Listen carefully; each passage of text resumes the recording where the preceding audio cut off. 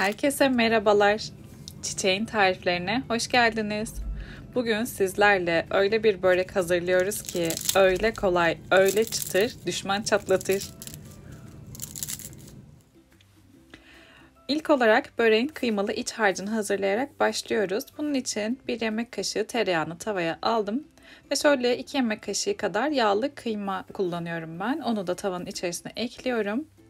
Ve kıymaları topak kalmayıncaya kadar eziyorum. Ardından tereyağı ile yağlı kıymayı güzelce karıştırıp yağlı kıymanın biraz yağının erimesini sağlıyorum.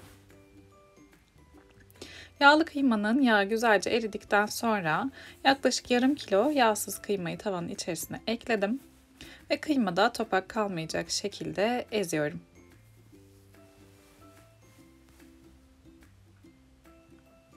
Kıymayı kaşığın arkasıyla iyice ezip topak kalmayacak hale getirdikten sonra kendi suyunu çekinceye kadar orta ateşte pişiriyoruz.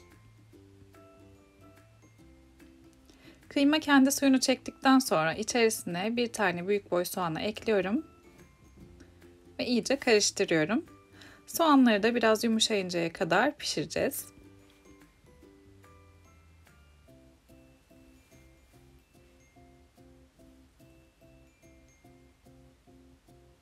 Artık soğanlar da pişti sayılır, güzelce yumuşadı. Şimdi 1 tatlı kaşığı tuz, 1 çay kaşığı pul biber, 1 çay kaşığı karabiber ve 2 yemek kaşığı kuş üzümü ekliyorum sarıyer böreğinin kıymasının içerisine. Baharatlarıyla güzelce karıştırdıktan sonra sarıyer böreğinin kıymalı iç harcı artık hazır olacak.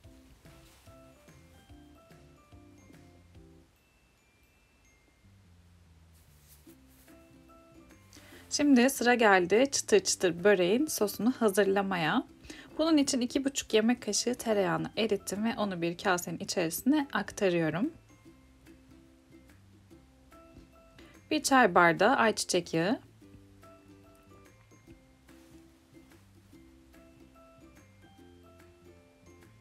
ve 1 çay bardağı da sütü ekliyorum. Malzemeleri güzelce karıştırdıktan sonra sarıyer böreğine çıtır çıtır halini verecek sos artık hazır. Yağlı bir karışım olduğu için homojen bir kıvam almıyor. O yüzden çok fazla karıştırmanıza gerek yok. Yufkalara sürerken mutlaka karıştırıp dökeceğiz çünkü. Hazır baklavalık yufkadan sarıyer böreği yapıyoruz. Şimdi bir tanesini tezgahın üzerine serdim ve kalanının kurumaması için üzerinden ıslak bez örttüm. Hazırladığımız börek sosundan kaşık yardımıyla baklavalık yufkanın üzerinden gezdiriyorum. Ve fırça ile sosu baklavalık yufkanın her yerine iyice sürüyorum.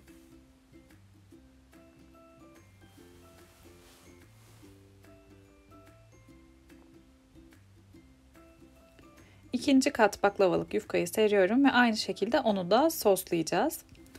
Ben 800 gramlık bir paket baklavalık yufka kullandım. İçerisinden 36 adet baklavalık yufka çıktı.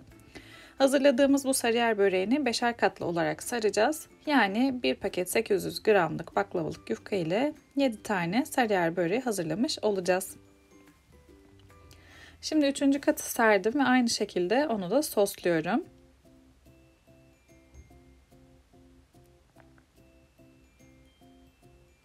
Dördüncü kat yufkayı seriyorum ve yine sos sürüyorum. Son olarak 5. kat yufkayı seriyoruz fakat bunun içerisine sos sürmüyoruz. Hazırladığımız kıymayı baklavalık yufkanın uzun kenarına gördüğünüz şekilde yerleştiriyorum.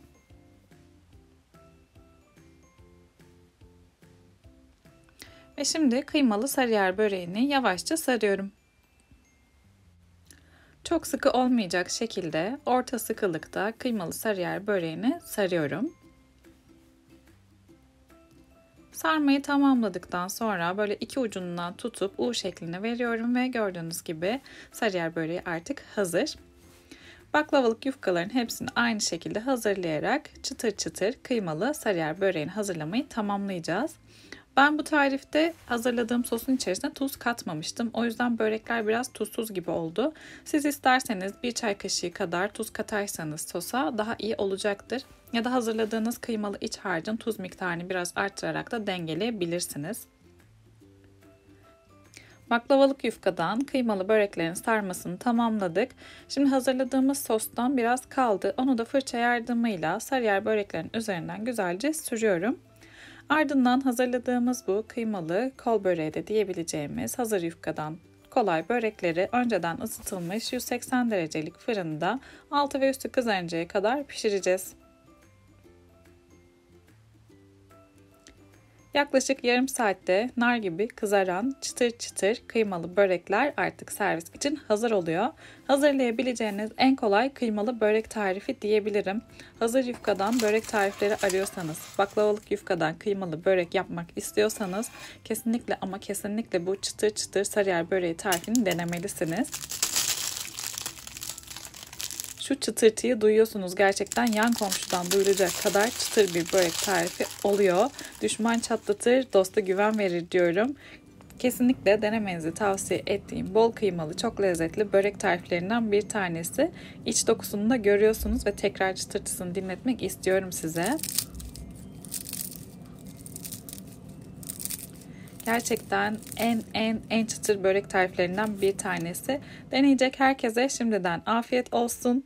Denedikten sonraki yorumlarınızı bekliyorum. Yeni tariflerde görüşmek üzere. Hoşça kalın.